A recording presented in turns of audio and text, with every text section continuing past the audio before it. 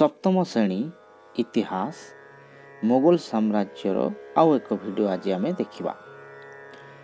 आम या पूर्व वीडियो रे अकबर विषय पढ़ी आज आस आम जानिबा अकबर धर्मनीति विषय रे। अकबर केबे स्कूल जाई नथिले, तेणु तांकर संपूर्ण शिक्षा पाई नथिले से, किंतु तांकर उदार धर्मनीति पाई से इतिहास रे स्मरणीय होई रहिछंती। से हिंदू और मुसलमान मानक मध्यरे थिबा भेदभाव दूर करने चेष्टा करथिले। अकबर मुसलमान हेले मध्य जड़े हिंदू रमणी को बा हिंदू युवती को विवाह करथिले। इतिहास रे जहाँकर नाम अछि हरकाबाई बा जहाँ को आमे कहूँ जोधाबाई।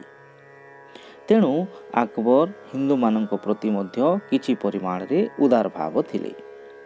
अकबर हिंदू मानक उपरु जिजिया कर और तीर्थयात्री कर उठाई देथिले।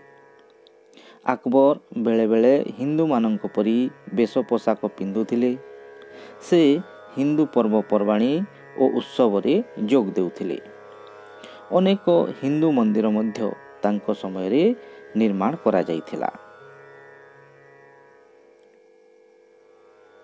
भारत रे एक सार्वजनीन धर्म प्रतिष्ठा करिबा अकबरंकर लक्ष्य थिला।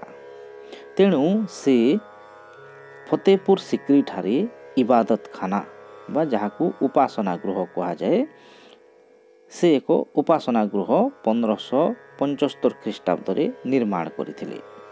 प्रथमे मुसलमान माने जाउथिले, किंतु परे हिंदू, मुसलमान, पारसी, ख्रीष्ट और जैन धर्मर पंडित माने अकबर द्वारा निमंत्रित होई से इबादत खाना रे धर्म चर्चा करुथिले।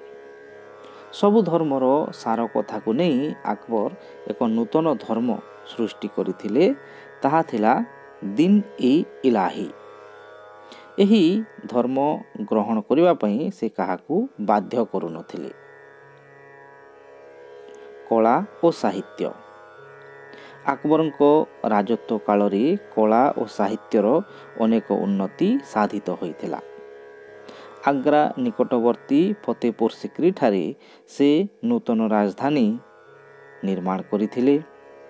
सेठारे लाल पत्थर रे एक अति सुंदर राजप्रसाद निर्मित होइथिला।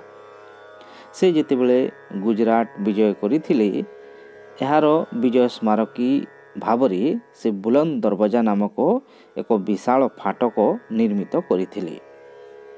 अकबर समय रे संस्कृत, आरबी, पारसी, हिंदी भाषा और साहित्यर प्रसार होइथिला।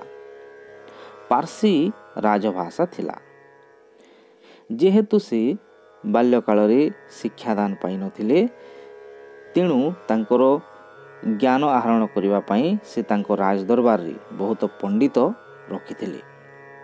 सेमानक मध्यरु अबुल फाजल थिले अन्यतम। से अकबर नामा आईन इ अकबरी नामक दुईटी ऐतिहासिक ग्रंथ पारसी भाषा रे रचना करिथिले। महाभारत और रामायण मध्य पारसी भाषा रे अनुवादित होइथिला। तुलसीदास हिंदी रे रामायण रचना करथिले, जहाको आमे रामचरितमानस भावरे जानिछु। तानसेन अकबरंकर दरबार रो सर्वश्रेष्ठ संगीतज्ञ थिले। तानसेन को परी बीरबल मध्य जणे हिंदू थिले। तांकर असली नाम थिला महेश दास, किंतु अकबर तांकु मध्य से एते भल पाउथिले जे नवरत्न बा 9टी पंडित मानक मध्यरे श्रेष्ठ पंडित भावरे तांकु सम्मानित करिथिले।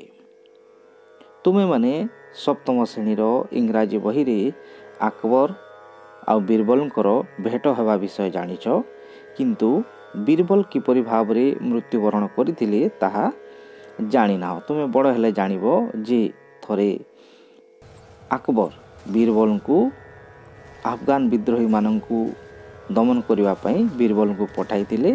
आउ से अफगान विद्रोही माने रात्रि रे ବୀରବଲଙ୍କ ଶିବିରକୁ ଆକ୍ରମଣ କରିଥିଲେ ଓ ବୀରବଲଙ୍କର ମୃତ୍ୟୁ ହୋଇଯାଇଥିଲା। 1605 ଖ୍ରୀଷ୍ଟାବ୍ଦରେ ଆକବରଙ୍କର ମୃତ୍ୟୁ ହୋଇଥିଲା।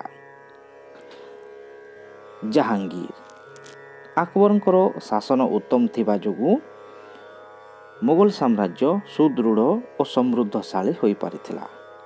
ତେଣୁ ଆକବରଙ୍କର ଉତ୍ତରାଧିକାରୀମାନଙ୍କୁ ଯେପରିକି ଜାହାଙ୍ଗୀର, ଶାହାଜାହାନ ଓ ଔରଙ୍ଗଜେବକୁ ରାଜ୍ୟ ଶାସନ କରିବାରେ ବିଶେଷ ଅସୁବିଧା ହୋଇନଥିଲା।